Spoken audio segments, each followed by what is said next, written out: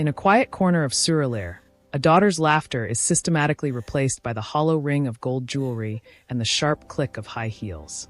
Titi didn't just lose her mother to the flames. She's losing her identity to a woman who wears elegance like a weapon. As her father's grief turns into a blind trance, the house she once called home becomes a battlefield where her future is the first casualty. But secrets in Lagos have a way of surfacing when the rain falls hardest. The fire didn't take everything, and some promises are louder than the grave. When the masks finally slip, who will be left standing in the ruins of the Balagan home? Welcome to the Folktale Bestie.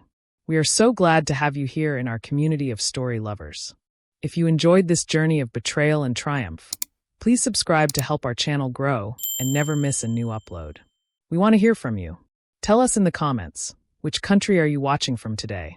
The sun usually set over the Lagos lagoon in a blaze of orange, reflecting off the water where the fishermen of Uninvited Meta docked their wooden canoes. For 19-year-old Titileo Balagan, known to everyone as Titi, that hour used to be the best part of the day. It was the time her mother, Funk, would return from her office on the island, her voice calling out before she even crossed the threshold. "Titi baby, come and help me with these plantains." Life in their home was defined by a happy, rhythmic hum. Titi was a student at the Yaba College of Technology, studying architecture. She spent her days with charcoal pencils and drafting paper, sketching out dreams of a modern Lagos. Her mother was her fiercest supporter, a woman who believed that a daughter's education was the greatest inheritance. Her father, Beo, worked for the Railway Corporation. He was a quiet, gentle man who adored his wife with a devotion that the neighbors in Surelair often talked about. They were a complete unit, a tripod that stood firm against the chaos of the city outside their gates. Then came the weekend that changed the color of the sky forever. Funk had traveled to the family's hometown for a cousin's wedding. She had promised to bring back fresh village honey and bushmeat. Titi and her father spent that Saturday cleaning the parlor and polishing the glass louvers, wanting the house to sparkle for her return. But at 3 a.m. on Sunday, the silence of the Lagos night was shattered by the shrill ringing of the landline. The news was a jagged blade that cut through their lives. A fire had broken out in the family house in the village. A kerosene lamp had tipped over in the dry heat, and the old roof had collapsed before anyone could reach Funk's room. Titi woke to the sound of her father screaming, a raw, guttural, inhuman noise that tore through the hallway. It was the sound of a man losing his soul. The weeks following the funeral were a blur of black lace, humid air, and the smell of funeral lilies. But the real tragedy began after the last of the mourners had packed their bags and left. As the bottles of malt drink and boxes of crackers were cleared away, a different kind of darkness settled over the house. Beo did not cry after that first night. Instead, he simply stopped being present. He went back to his job at the railway, but his eyes stayed fixed on a point 3 inches behind whoever was speaking to him.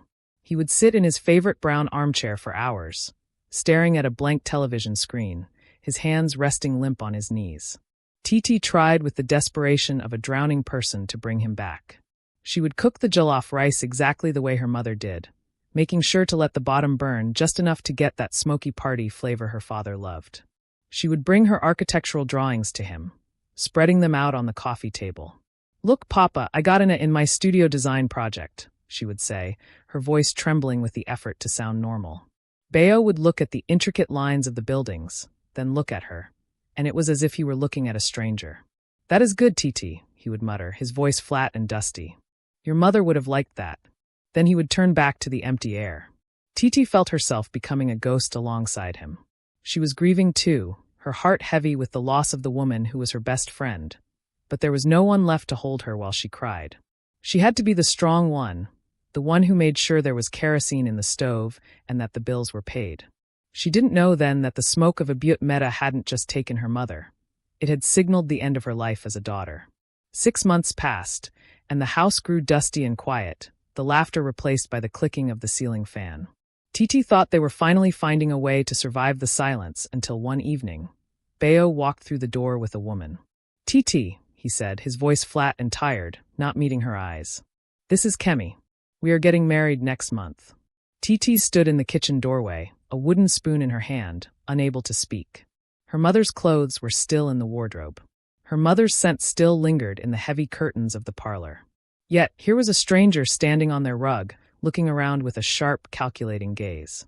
Kemi was beautiful in a cold way, wearing gold jewelry that rattled like dry bones when she moved. She didn't look like a woman who had come to help a broken family heal. She looked like someone who had come to take over a kingdom. Bayo didn't ask for Titi's opinion.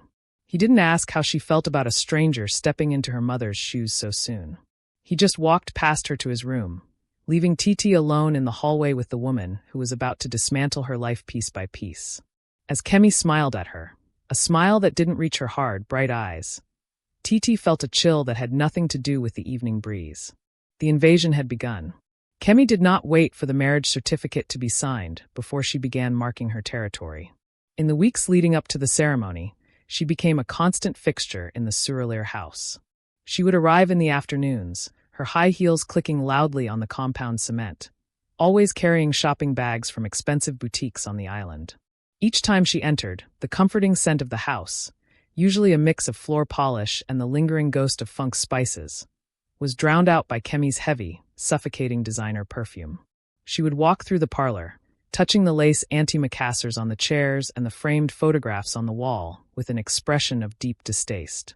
Titi watched her from the shadows of the hallway, her heart sinking as she saw Kemi's long, manicured nails trace the edges of her mother's favorite flower vases. "Bayo, darling," Kemi would call out, her voice sweet like overripe fruit. "The energy in this parlor is so heavy. It feels like a museum for the dead. We really must modernize the place if we are to start our new life properly." Bayo, who used to be so protective of his home, simply nodded like a man whose will had been drained away. He was so desperate for a distraction from his grief that he allowed Kemi to rewrite the rules of his existence.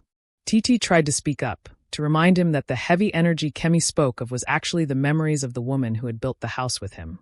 But Bayo would only wave her away with a tired hand.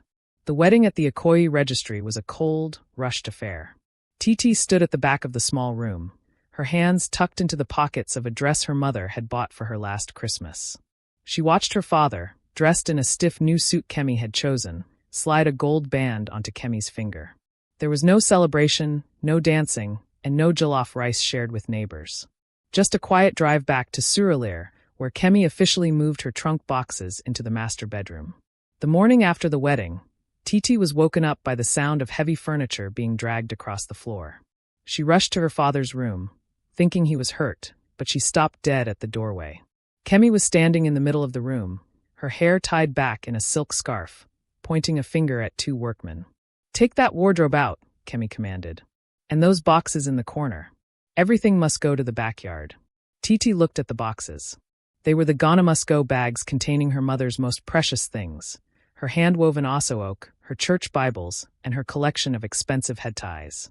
"Papa, what is happening?" Titi cried, turning to her father who was sitting on a chair in the corner, staring at his feet. "Why are they taking Mama's things to the backyard?" Bayo didn't look up. "Titi, please. Kemi needs the space for her own things. I can't keep living in a house full of reminders. It's too much for me to bear. Let her do it. But these are Mama's things. You can't just throw them outside like trash." Kemi stepped toward Titi, her eyes narrowing. The perfect smile she had worn during the courtship was gone, replaced by a cold, sharp gaze. "Listen to me, little girl. I am the Mrs. Balagan now. This is my room and my house.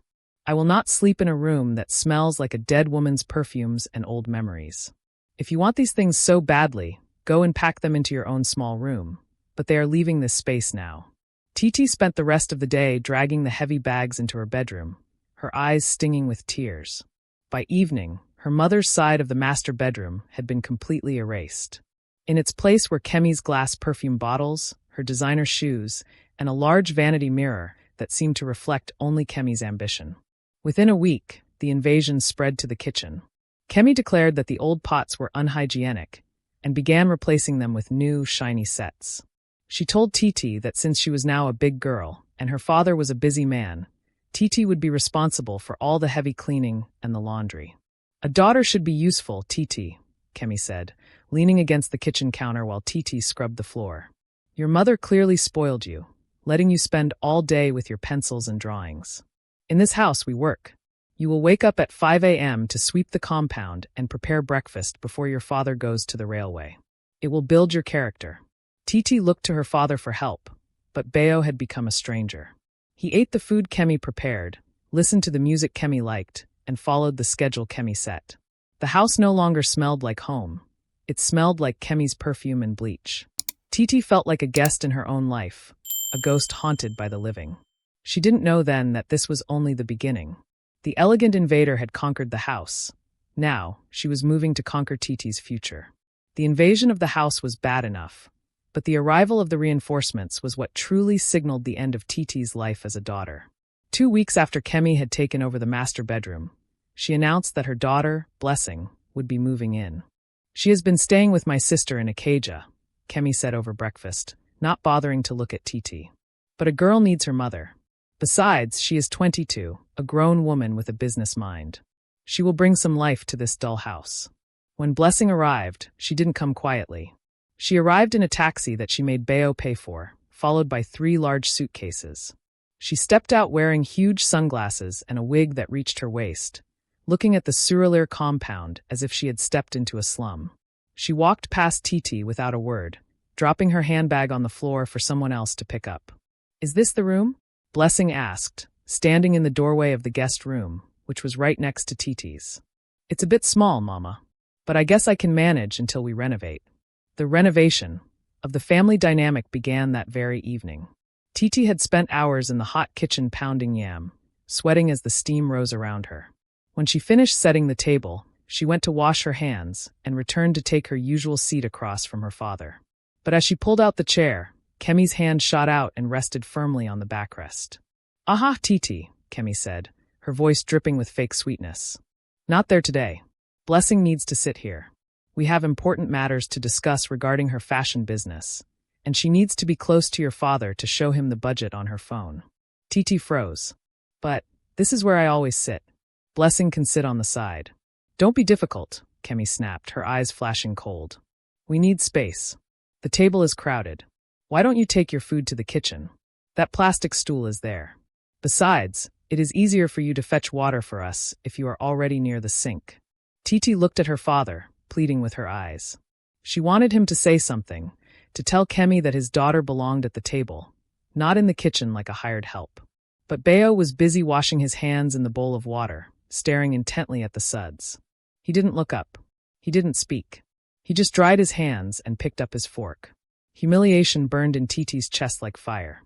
She picked up her plate of pounded yam and walked slowly back into the kitchen. She sat on the low, red plastic stool, balancing her plate on her knees. Through the open door, she could hear them laughing.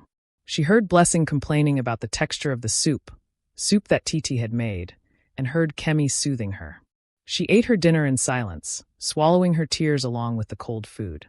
The erasure of Titi Balagan didn't stop at the dining table. It seeped into every corner of her existence. A week later, Titi went to the backyard to bring in the laundry she had washed by hand.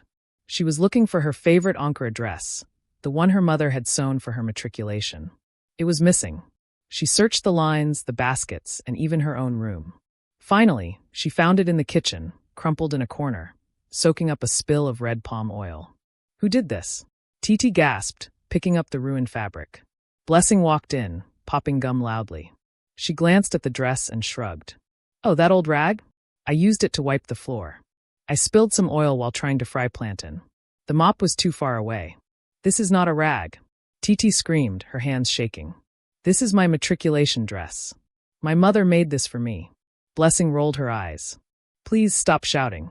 It was faded and ugly anyway. You should thank me. Now you don't have to embarrass yourself wearing it outside."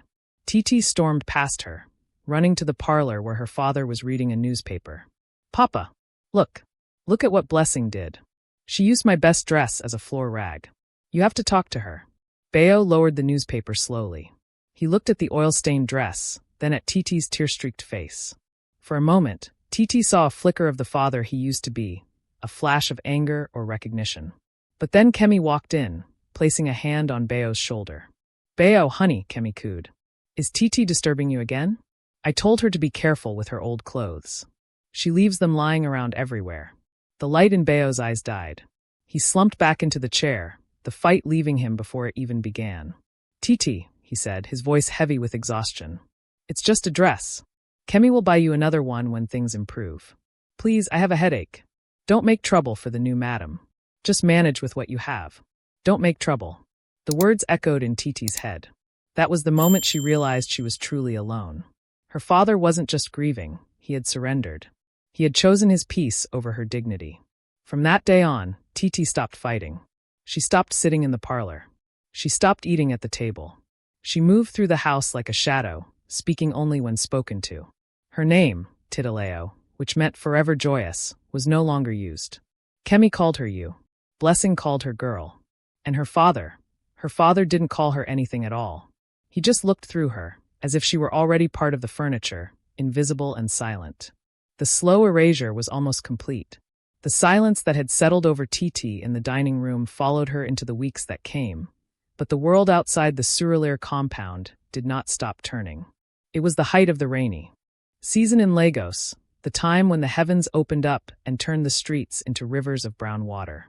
For Titi, this particular Monday was supposed to be a day of triumph.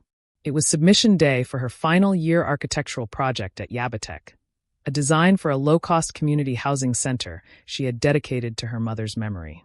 She woke up before dawn, her heart pounding with a mix of anxiety and excitement. She had spent sleepless nights working on the blueprints in secret, hiding her drafting board under her bed whenever she heard Kemi's footsteps. This degree was her escape route, her ticket out of the house that had become a prison. Titi rushed through her morning chores, sweeping the wet compound and scrubbing the pots from last night's dinner, her mind racing with calculations about traffic on the third mainland bridge. By 7 a.m., she was ready to leave. She went to the corner of the parlor where she had hidden her heavy portfolio bag behind the long curtains the night before, to keep it safe from mistaken cleaning. Her hand grasped at empty air. The bag was gone. Panic, cold and sharp, spiked in her chest. She fell to her knees, checking under the sofas, behind the TV stand, and even under the rug. "Papa! Kemi?" she called out, forgetting the rule about silence. "Has anyone seen my black bag? My school project is inside." Kemi emerged from the kitchen, holding a steaming mug of tea. She looked fresh and unbothered, her makeup perfectly applied. "Why are you shouting this early morning, Titi? You will wake the neighbors." "My bag!" Titi gasped, her breath coming in short bursts. "The big black one. It was right here behind the curtain. I have to submit my project by noon." Kemi took a slow sip of her tea. "Oh, that dusty thing? I told the house boy to do a deep clean of the parlor last night. I couldn't stand the clutter anymore. He must have moved it to the backyard with the other rubbish." "Rubbish," Titi whispered. Then she turned and ran. She burst out the back door into the torrential rain. The backyard was flooded, the water ankle-deep and murky. There, sitting near the overflow of the large refuse drum, was her bag. It had been left open. The heavy Lagos rain had been beating into it for hours. Titi screamed, a sound that rivaled the thunder above. She dragged the bag out of the mud and fell onto the wet concrete of the porch. Her trembling hands pulled out the sheets of expensive drafting paper. They were a sodden pulp. The ink had bled into unrecognizable dark stains. The intricate lines, the measurements, the future she had drawn with her own hands, all of it was washed away. Beneath the drawings lay her registration documents and the bank teller receipts she needed to verify her enrollment for the final semester. They were glued together by the water, tearing apart like wet tissue as she tried to separate them. "No, no, no," she sobbed, clutching the wet mess to her chest, the rain mixing with her tears. She didn't hear her father come out until his shadow fell over her. Bayo stood in the doorway, buttoning his shirt for work, looking down at his daughter shivering in the rain. "Papa!" Titi scrambled up, holding out the ruined papers. "Look, it's all gone. Kemi threw them out. I can't submit. The deadline is today. I need to reprint everything. I need to pay for late registration immediately, or they will kick me out." Bayo looked at the mess, his face twisting in discomfort. He didn't look angry at Kemi. He looked annoyed at the situation. Kemi appeared behind him, her hand resting possessively on his back. "Bayo, look at this drama. I told her to keep her things in her room. She clutters the parlor and then blames me when things get cleaned up. It's irresponsible. It was hidden." Titi cried. "Papa, please. I need 150,000 naira right now to fix this. I can beg the dean for an extension if I show I've paid the fees. Please, Papa. It's my final year." Bayo sighed, rubbing his temples. He looked at Kemi, then at Titi. "Titi, 150,000 is a lot of money. But it's for my school. It's my future. Money is very tight right now, Beo said, his voice dropping low, avoiding her gaze. I just wrote a very large check for Blessing yesterday. She is renting a shop space in Lekki for her fashion business. I cannot withdraw that kind of amount again this month. The account is dry. Titi felt the world stop. The rain seemed to freeze in the air. You gave Blessing money for a shop? But you don't have money for your own daughter's school fees. It's an investment, Titi. Beo snapped, defensive now. Blessing is starting a business.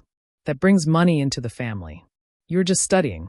You can always go back to school next year or the year after. Just manage. Stay home for a while. Help Kemi. The house needs attention anyway. Next year.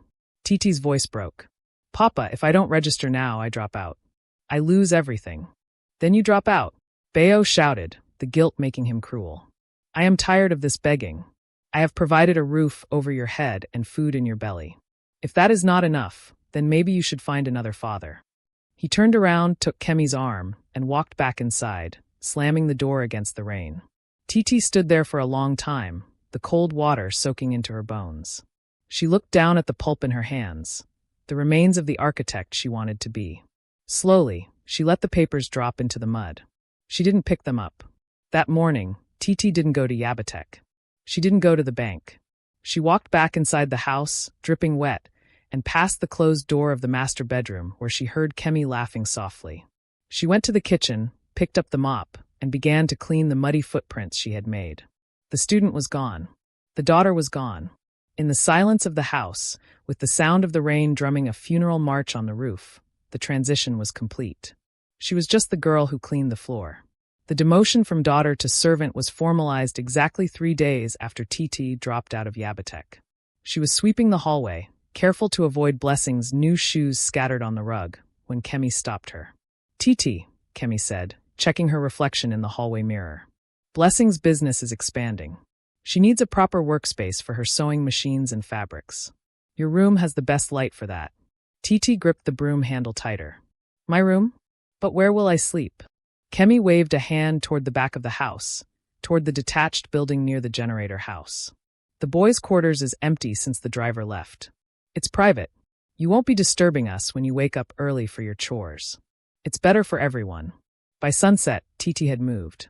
Her world, which had once been a bright room filled with architectural drafts and books, was now a 6x6 concrete cell with a single, high window that barely let in air. The room smelled of damp cement and old engine oil. There was no ceiling fan, only a standing fan that rattled like a dying generator. Her bed was a thin foam mattress on the floor. She had no wardrobe, just a plastic rail for her 3 remaining dresses. This tiny, windowless box became her universe for the next 2 years. Time in the BQ didn't move in hours, it moved in tasks. Her life became a grueling cycle that began before the Lagos sun even thought about rising. Titi's alarm went off at 4:30 a.m. every day. She had to wake up that early to beat the notorious Lagos traffic to Mile 12 Market. Kemi insisted that buying food in bulk at Mile 12 was cheaper, but she refused to pay for a taxi. So Titi took the yellow Danfo buses, squeezing in with sweaty bodies, her lap filled with empty Gonna Must Go bags. She became a fixture at the market. The market women knew her not as the bright student she used to be, but as the quiet girl, who haggled over every naira because she was terrified of Kemi accusing her of stealing change. Titi would haul heavy sacks of tubers, bags of gari, and gallons of red oil on her own, her back straining under the weight as she navigated the muddy market paths. By the time she returned to Suralere, usually around 10 a.m., the real work began. She washed the car. She hand-washed Kemi's delicate lace materials and Blessing's jeans because the washing machine was reserved for family clothes. She scrubbed the terrazzo floors until her knees were calloused and dark. Food became a weapon of control. Titi was no longer allowed to eat from the pot while cooking. She had to serve Beo, Kemi, and Blessing first. She would carry the trays to the dining table, the same table where she once sat, and retreat to the kitchen. She stood by the sink, listening to the clinking of cutlery and the murmur of conversation, her stomach cramping with hunger. Only when they were done, and the plates were cleared, could she eat. Her meal was whatever was left, usually the burnt rice at the bottom of the pot or the soup with only fish heads and bones remaining. She ate standing up, quickly, like a thief in her own father's house. The physical toll was rapid. Titi grew thin. Her collarbones poked against her faded skin. Her hands, once soft from holding pencils, became rough and scarred from bleach and hot oil. One afternoon, while cleaning the bathroom in the main house, Titi caught a glimpse of herself in the large vanity mirror. She froze. The girl staring back had hollow cheeks and dull, yellowed eyes. Her hair was unkempt, hidden under a scarf. She didn't look like Titi Balagan, the future architect. She looked like a stranger, a tired, broken house girl. She quickly looked away, a lump forming in her throat. That was the day she stopped looking in mirrors. It was easier to forget who she was than to mourn the person she had lost. Her father, Beo, was a ghost in this new arrangement. Sometimes, he would pass her in the compound while she was sweeping the leaves. He would pause, looking at her thin frame and the sweat on her brow. For a second, his face would crumble, looking like he wanted to say something, to apologize, to save her. But then Kemi's voice would call out, "Beo, come and see this," and the moment would shatter. He would look away, harden his face, and walk past her. "Work hard, Titi," he would mutter, convincing himself that this suffering was somehow building her character. It's just for a while. But a while turned into 24 months. 2 years of silence.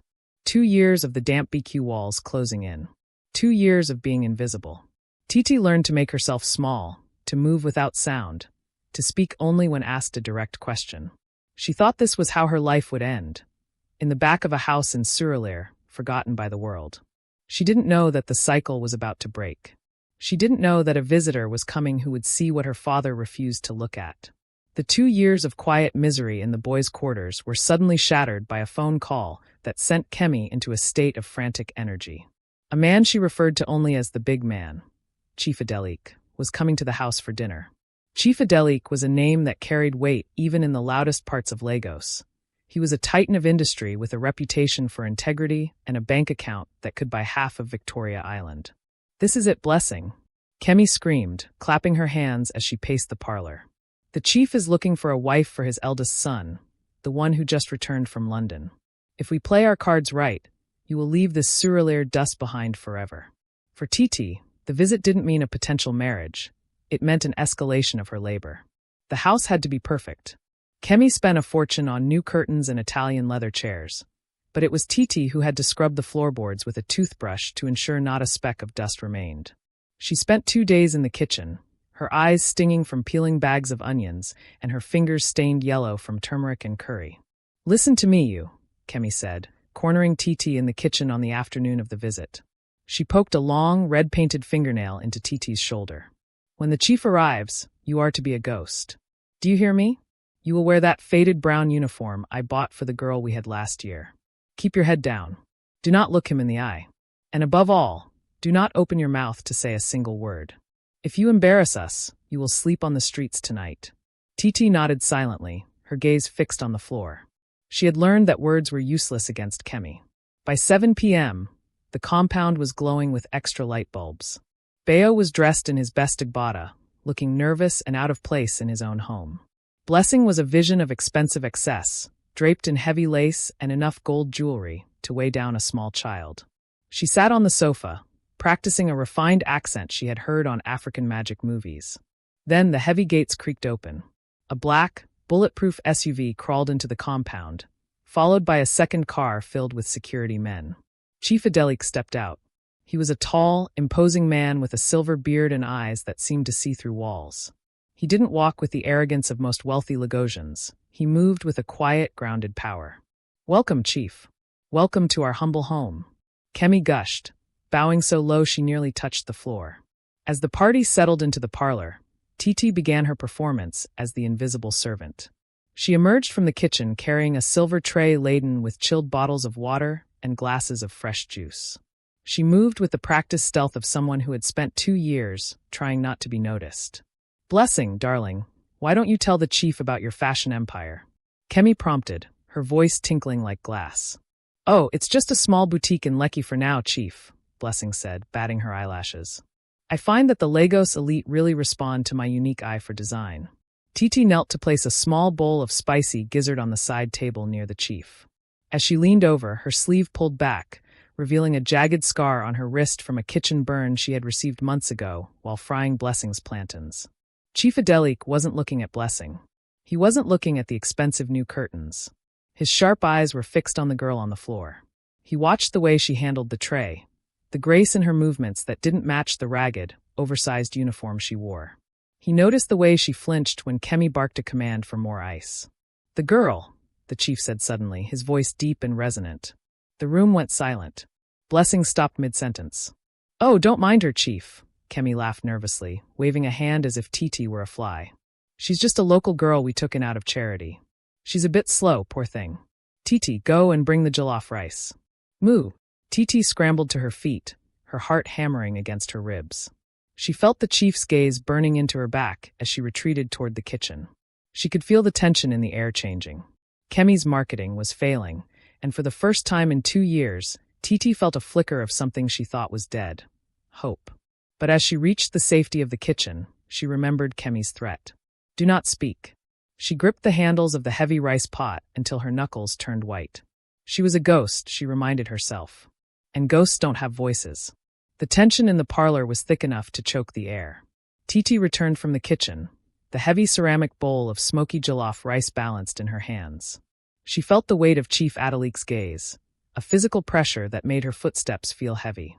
She moved to the center of the room, her head bowed so low she could only see the intricate patterns of the new rug and the polished shoes of the guests. Kemi was in full performance mode now, her voice rising in a calculated pitch of maternal pride. "You know, Chief, raising 2 daughters in this modern Lagos is not easy," she said, gesturing vaguely toward both Blessing and the direction of the kitchen. "But I have poured everything into them. I have taught them that a woman's value lies in her character, her education, and her ability to manage a home with grace. My blessing here is the result of all that hard work." Blessing leaned forward, offering the chief a rehearsed smile. "It's all about balance, Chief.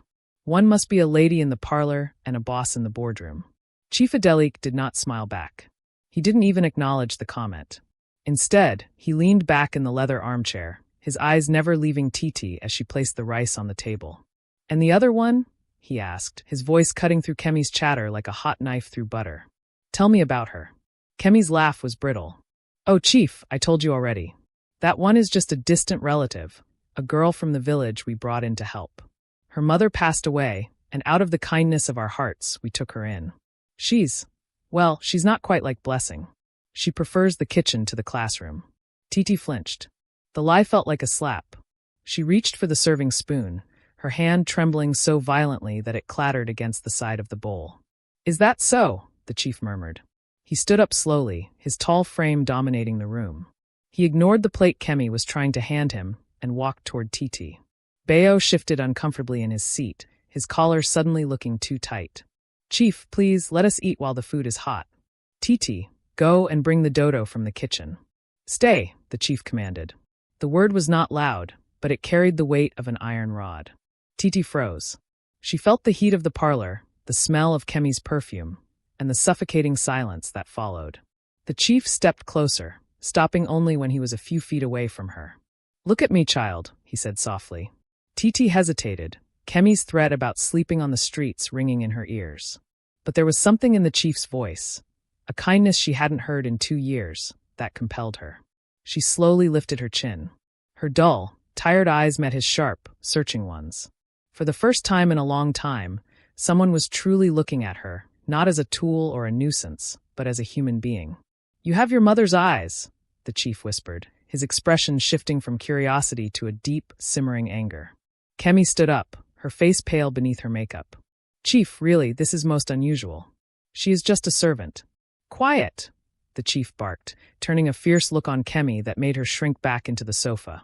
He turned back to Titi. "What is your name? Your full name?" Titi felt the room spinning. She looked at her father, who was staring at the floor, his face a mask of shame. She looked at Blessing, who was scowling in confusion. Finally, she looked at the chief. She cleared her throat, her voice rusty from disuse. "My name is Titileo Balagan," she whispered. The name echoed in the silent parlor. Kemi let out a small, sharp gasp. Bayo's head snapped up, his eyes wide with a sudden, panicked realization. Chief Adelik repeated the name slowly, as if tasting it. Titileo Balagan, daughter of Funk Balagan. He looked around the room, his gaze landing on the expensive curtains and the new furniture, then back to the girl in the ragged, oversized uniform. "Titileo," the chief said, his voice now trembling with a different kind of emotion. "Do you know who I am?"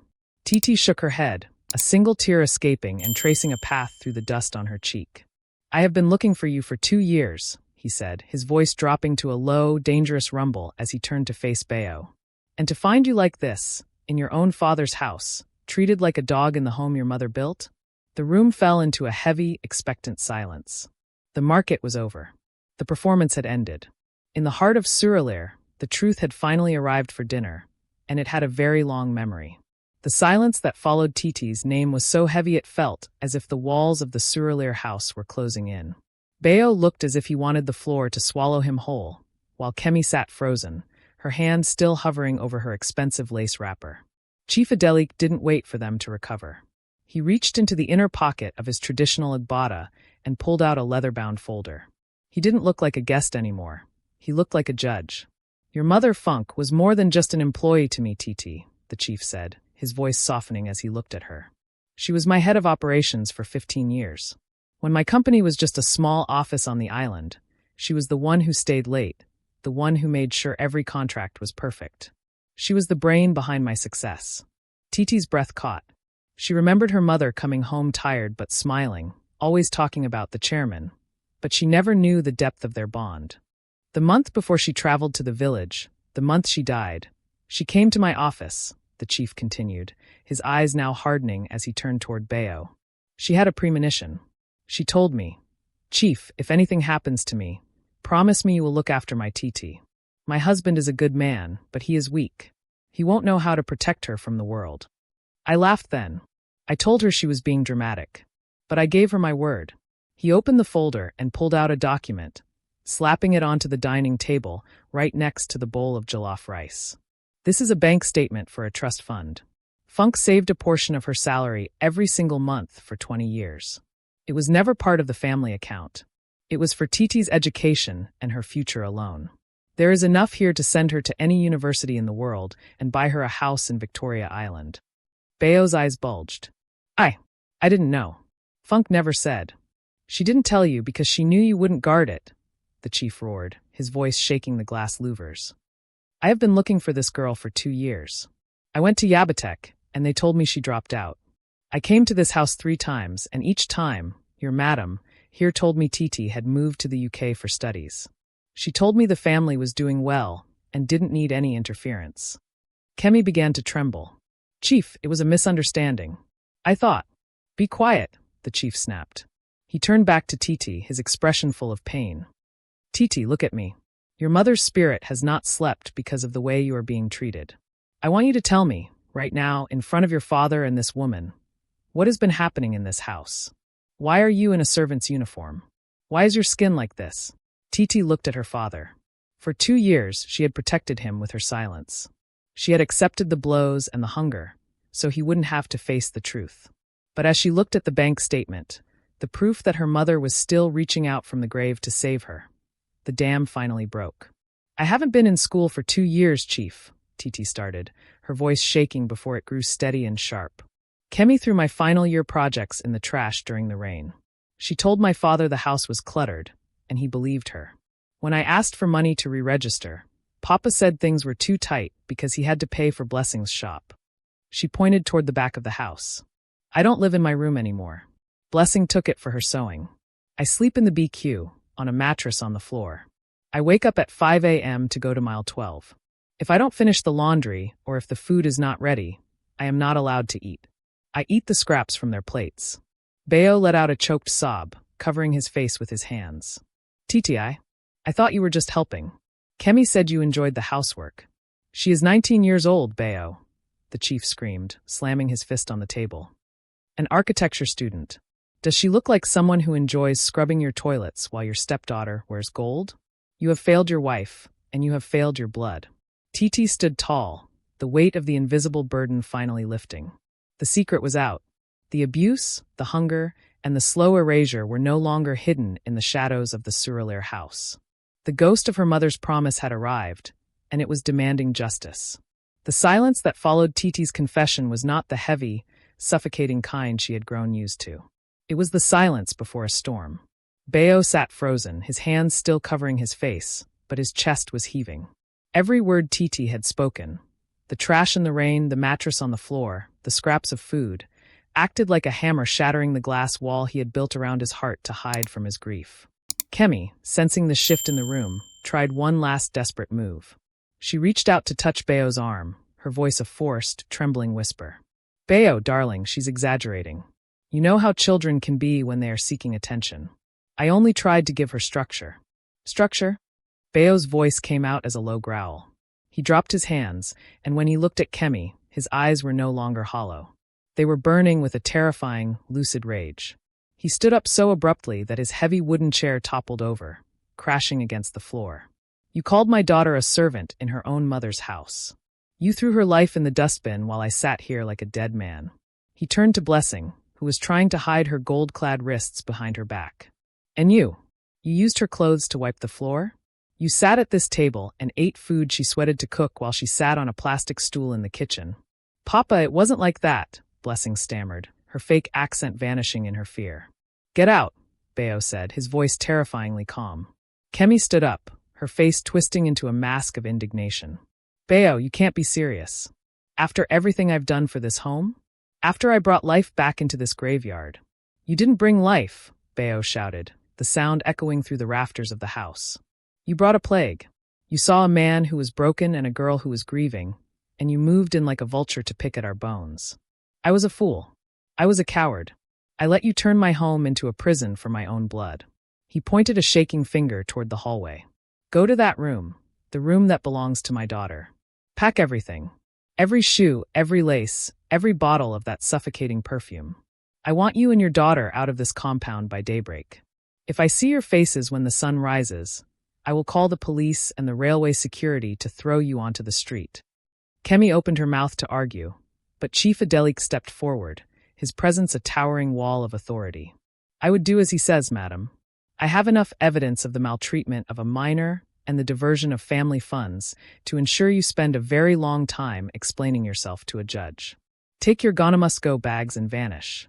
Seeing the game was truly over, Kemi grabbed Blessing's hand and hissed. They retreated into the hallway, the sound of their frantic packing and hushed, angry arguing replacing the fake laughter of the dinner party. Bayo turned toward Titi. For the first time in 2 years, he truly looked at her. He saw the scars on her hands, the hollowness of her cheeks, and the way she stood as if she expected to be hit. The realization of what he had allowed hit him like a physical blow. He fell to his knees in the middle of the parlor and began to sob, raw, agonizing sounds of a man waking up from a nightmare. "Titi," he choked out, reaching for her hand. "My Titi. My gold. What have I done to you?" Titi didn't move at first. She was still a ghost, waiting for the scene to vanish. But when her father took her rough, calloused hand and pressed it to his forehead, weeping in genuine repentance, the ice around her heart began to melt. She dropped to the floor beside him, and for the first time since the fire in the village, father and daughter held each other and cried. The house cleaning began that very night. Bayo refused to wait for morning. While Kemi and Blessing moved their boxes to the gate in the dark, Bayo led Titi back to her original room. He personally tore down the fashion posters Blessing had taped to the walls. He went to the store and brought out the boxes of Funk's belongings he had allowed Kemi to hide away. With trembling hands, he took Funk's favorite photograph, the one of her laughing at Titi's secondary school graduation, and wiped the dust from the glass. He hung it back in its place of honor in the parlor. "This is your home, Titi," Bayo whispered, his voice thick with emotion. "And from tonight, you will never be invisible again."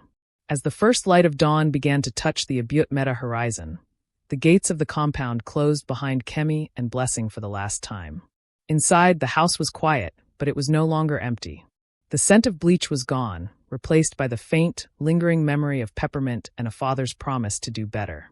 The Lagos Island skyline, with its towering glass structures and the shimmering expanse of the Atlantic, was a far cry from the damp, oil-stained walls of the boys' quarters in Surulere. It was a Tuesday, the same day of the week that had once signaled the end of Titi's world. But now, it was a day of appointments, blueprints, and impact. Titi stood on the balcony of her office in a sleek building overlooking the water. She was no longer the thin, hollow-eyed girl who had scoured Mile 12 Market for scraps. At 26, she was a woman of substance, her skin glowing and her hair styled in neat, professional braids.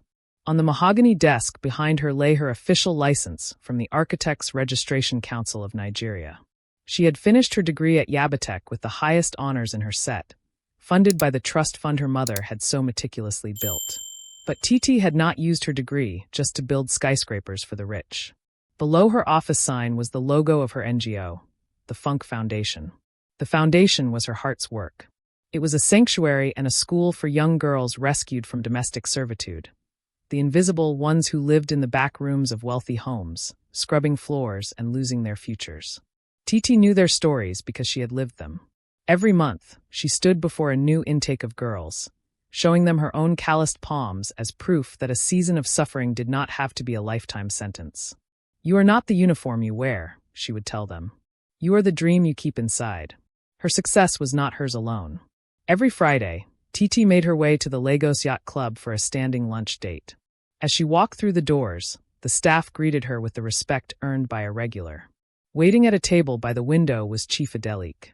He looked older now, his silver beard fully white, but his eyes were as sharp and kind as the night he had demanded her name in the parlor. "Architect Titi," he said, rising to give her a fatherly hug. "I saw the news about your latest project. A community center in Meta? Your mother would have been dancing in the streets." "It's almost finished, Chief," Titi smiled, sitting across from him. "I made sure the kitchen was the biggest room in the building. A place where everyone is welcome at the table." They talked about the foundation, about the island's ever-changing architecture, and about the peace she had finally found. The trauma of the 2 years under Kemi's thumb had not vanished, but it had been repurposed. It was the fuel that drove her to ensure no other girl was erased. Later that evening, Titi drove back to Surulere. The house was the same structure, but the spirit inside had been completely reborn. The heavy, suffocating scent of Kemi's designer perfume was a distant memory. Instead, the house smelled of ginger tea and fresh flowers. Her father, Bayo, was waiting for her on the porch. Beside him sat Grace, a woman with a gentle laugh and a quiet strength who had married Bayo 3 years prior. Grace was not an invader. She was a partner. She had spent her first months in the house asking Titi about funk, wanting to know where the photos should be hung and how the jollof rice should be seasoned to honor the past. "Titi, you're just in time," Grace called out, waving. "Bayo was just saying he wanted to hear about your meeting with the chief." Bayo stood up to embrace his daughter. He was no longer a shell of a man. Though the guilt of those 2 years still flickered in his eyes sometimes, he spent every day making amends. He volunteered at Titi's foundation, handling the logistics and ensuring the girls had everything they needed. He had found his voice again, and he used it to champion his daughter. As they sat together on the porch, watching the sunset over the rooftops of Surulere, Titi felt a profound sense of completion. She thought of the Ghana Must Go bags that had once held her mother's discarded life, and she thought of the suitcase she now carried, filled with plans for a better Lagos. She was no longer the victim of the smoke or the silent witness in the parlor. She was Titileo Balagan, a woman who had walked through the fire and come out not just as a survivor, but as a builder. The erasure was over. Her story was now written in stone, glass, and the lives of the girls she had saved. As the final echoes of the story fade, we are left with the powerful reminder that no matter how deep the erasure, the truth has a way of finding its way home. Titi's journey from the shadows of a kitchen stool to the heights of the Lagos Island skyline is a testament to the resilience of the human spirit and the enduring power of a mother's love. In the end, the walls of the Surulere house stood witness to a great cleansing, reminding us that family isn't just about the blood we share, but the protection and honor we provide for one another. Titi is no longer a ghost in her own home. She is the architect of her own destiny. Thank you for joining us on the Moonlit Stories. We are incredibly grateful for your time and your heart. Our mission is to bring you stories that touch the soul and spark the imagination. If Titi's triumph moved you today, please subscribe to help us grow. Your support means the world to us and allows us to keep these stories coming. Before you go, we want to connect with you. Tell us in the comments, which country are you watching from? We love seeing how far our stories travel across the globe.